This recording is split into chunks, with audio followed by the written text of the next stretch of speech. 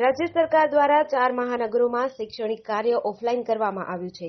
છતાં રાજકોટના રણછોડનગર વિસ્તારમાં લિટલ રોડ્સ પ્લે હાઉસમાં 25 જેટલા નાના ભૂલકાઓને કોરોનાની ગાઈડલાઇન્સને નેવે મૂકી શિક્ષણ આપતા હોવાનો વિડીયો વાયરલ થયો છે.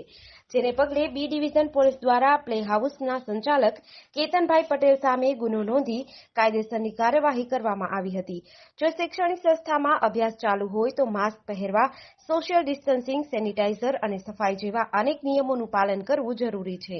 પરંતુ સરકારના નિયમોને નેવે મૂકી વાયરલ થયેલા વિડીયોમાં પ્લે હાઉસની શિક્ષિકાએ પણ માસ્ક પહેર્યા ન હતા તથા વિદ્યાર્થીઓને ખીચોખીચ બેસાડવામાં આવ્યા હતા. આ પરિસ્થિતિમાં જો માસૂમ ભૂલકાઓને કોરોના થશે તો જવાબદાર કોણ રહેશે તે પણ એક પ્રશ્ન રહેલો છે. કેમેરામેન બિપિન ટંકારિયા સાથે રિપોર્ટર આશિષ ચરિયા, કાઠિયાવાડ પોસ્ટ, રાજકોટ.